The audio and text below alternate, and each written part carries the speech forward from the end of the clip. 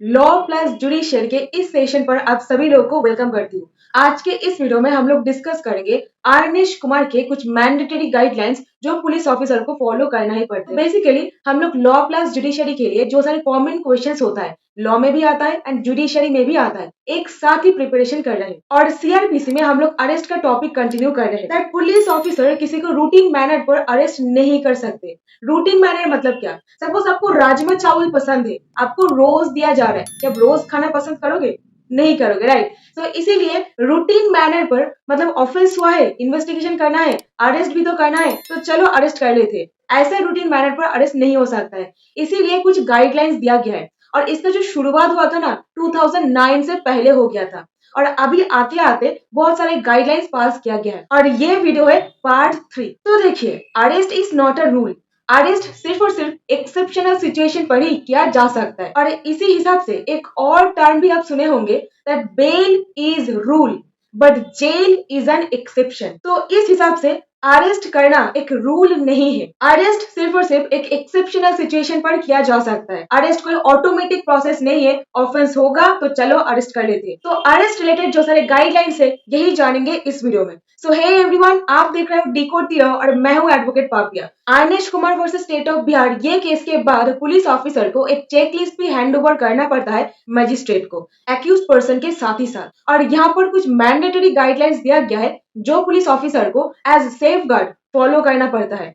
और ये शुरू हुआ था बहुत पहले डीके बासु, जोगिंदर कुमार, उसके बाद आया आर्नेश कुमार। डीके बासु में पुलिस कस्टडी में इनह्यूमन टॉर्चर, इसके बाद जोगिंदर कुमार और इसके बाद आर्नेश कुमार। ये सारे 3 केसेस पर सुप्रीम कोर्ट वेरियस गाइडलाइंस दिए है अरेस्ट के बारे में, क्योंकि अरेस्ट एक ऑटोमेटिक प्रोसेस नहीं है। और यहीं पे अगर आप आर्नेश कुमार के केस जानते हो ना, आपको डॉक्टर रीनी जोहर का केस भी जानना चाहिए, क्योंकि डॉक्टर रीनी जोहर का केस सिर्फ 2 साल बाद ही सुप्रीम कोर्ट ऑफ इंडिया के द्वारा यहाँ पर बहुत सारे ऑब्जर्वेशन दिया गया था, जिसको मैं आगे डिस्कस करूंगी। तो सबसे पहले देखिए आर्नेश कुमार में क्या हुआ था, फैक्ट्स ऑफ द केस। और जो सारा कुछ मैं इस वीडियो में बताऊंगी ना, इसका पीडीएफ मैं टेलीग्राम ग्रुप पर अवेलेबल करा दूंगी। आप उस पीडीएफ को किधर भी किसी को भी आगे नॉलेजेबल बनाने के लिए यूज कर सकते हो, कोई प्रॉब्लम नहीं होगा। और जो सारी इंफॉर्मेशन मैं इस वीडियो में दूंगी, इसका सोर्स मैं यहाँ पर मेंशन कर दूंगी। So let's get started. Arnesh Kumar यहाँ पर पिटिशनर है एंड स्टेट ऑफ बिहार यहाँ पर रिस्पोंडेंट है। तो फैक्ट ऑफ द केस देखिए, आर्नेश कुमार एंड श्वेता किरण, इन दोनों में शादी हुआ था 2007 पर।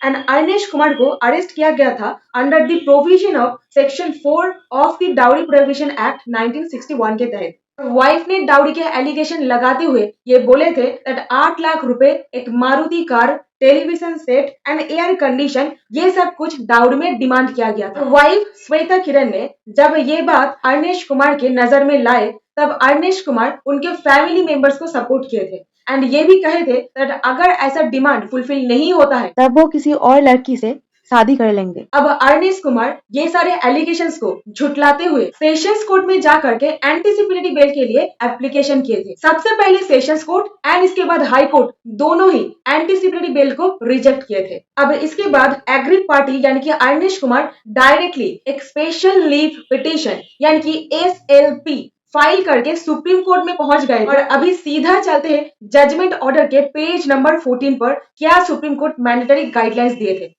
सबसे पहला, स्टेट गवर्नमेंट को उनके पुलिस ऑफिसर्स को डायरेक्शन देना पड़ेगा जब भी कोई case section 498A of the IPC में रजिस्टर होता है, ऑटोमेटिकली पर्सन को अरेस्ट नहीं करेंगे। अरेस्ट करना तभी नेसेसरी माना जाएगा जब एक case section 41 of the CrPC के पैरामीटर्स के अंदर आ रहा है। दूसरा गाइडलाइन, पुलिस ऑफिसर को section 41 subsection 1 clause B sub clause 2 के तहत जो चेकलिस्ट प्रोवाइड किया गया है, इसको ओबे करना पड़ेगा। तीसरा गाइडलाइन, जब पुलिस ऑफिसर फर्दर कस्टडी के लिए एक्यूज को मजिस्ट्रेट के सामने प्रोडक्शन करेंगे, वहां पर रीजन देना पड़ेगा दैट कौन सा रीजन आपको मजबूर किया इनको अरेस्ट करने के लिए, और जो चेकलिस्ट उनको दिया गया है उसको ड्यूली फिल करके फॉरवर्ड भी करना पड़ेगा। चौथा गाइडलाइन ये कह रहा है, जब मजिस्ट्रेट के सामने एक्यूज को लाया गया है फर्दर डिटेंशन के लिए, वहां पर पुलिस ऑफिसर जो रिपोर्ट फाइल किए हैं उसको कंप्लायंस पर लेंगे, उसके ऊपर रिलाई करेंगे, खुद का रीजन रिकॉर्ड करेंगे, मैजिस्ट्रेट सेटिस्फैक्शन का वजह क्या है, उसके बाद ही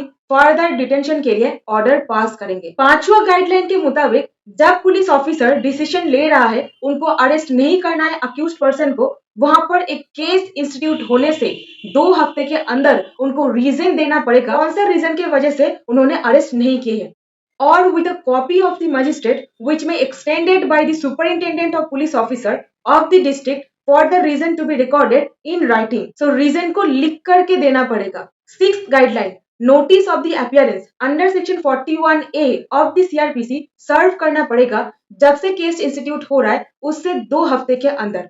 अभी ये जो टाइम स्पैन है ये अगर एसपी चाहे यानी कि सुपरिंटेंडेंट ऑफ पुलिस चाहे तो इसको एक्सटेंड भी कर सकते हैं, बट आफ्टर उनका जो रीजन है उसको रिकॉर्ड करने के बाद लिखित में। सेवेंथ गाइडलाइन के हिसाब से अगर पुलिस ऑफिसर ये हर एक मैंडेटरी गाइडलाइंस परफॉर्म नहीं करते, कंप्लाई विथ नहीं करते, तब पुलिस ऑफिसर के अगेंस्ट कंटेम्प्ट ऑफ कोर्ट के चार्जेस लगाया जाएगा बिफोर द हाई कोर्ट जिनका जुरिस्डिक्शन बनता है उस केस के ऊपर। और अभी लास्ट और आखिरी गाइडलाइन, सपोज कोई जुडिशियल मैजिस्ट्रेट अपना रीजन रिकॉर्ड ना करके डिटेंशन अथोराइज कर देता है, मतलब फर्दर रोक के रखने का ऑर्डर पास कर देता है अक्यूज्ड को, देन हाई कोर्ट उस जुडिशियल मैजिस्ट्रेट के अगेंस्ट पर डिपार्टमेंटल प्रोसीडिंग्स कंडक्ट करवाएंगे, ये पता करने के लिए आखिर क्यों वो रीजंस रिकॉर्ड नहीं किए हैं। और अभी वीडियो के एकदम आखिर में doctor Rini Johar versus state of Madhya Pradesh and others honourable Supreme Court of India 2016 Arnesh Kumar के जस्ट 2 साल बाद सुप्रीम कोर्ट यहाँ पर ऑब्जर्व किए थे। I would like to quote here that the horizon of the human rights is expanding at the same time the crime rate is also increasing. मतलब human rights का ये जो परिधि है ये दिन ब दिन बड़ा होता जा रहा है और समाज पर क्राइम भी उतना तेजी से इंक्रीज होता जा रहा है। Honourable Supreme Court further observe किए थे of late the court has been receiving complaints about violations of human rights because of indiscriminate arrest. Indiscriminate arrest हो रहा है and human rights का violation हो रहा है। How are we strike a balance between the two? मतलब arrest करना and human rights का वायलेशन रोकना, इन दोनों का जो बैलेंस है कैसे मेंटेन करें। और अभी और कुछ ब्यूटीफुल ऑब्जर्वेशन ये रहा स्क्रीन पर। A realistic approach should be made in this direction, ये डायरेक्शन पर एक रियलिस्टिक अप्रोच करना चाहिए। On the other hand the law of arrest is one of the balancing individual rights, liberties and privileges. Law of arrest का मतलब individual rights, liabilities and privileges को balance करना। On the other hand individual duties, obligations and responsibilities on the other, मतलब एक individual का भी responsibility बनता है, कुछ ड्यूटीज बनता है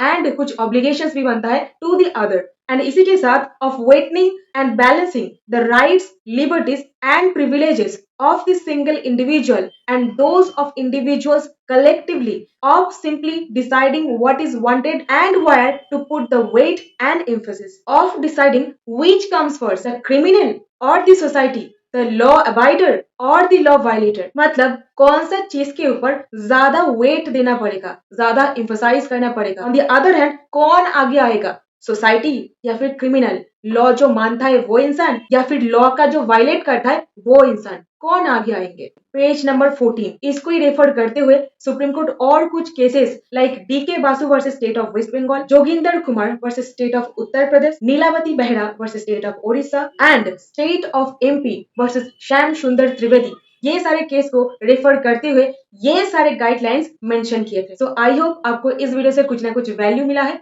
अगर मिला है please do let me know in the comment section. और ये जो नोट्स है इसका कॉपी आपको टेलीग्राम ग्रुप पर मिल जाएगा।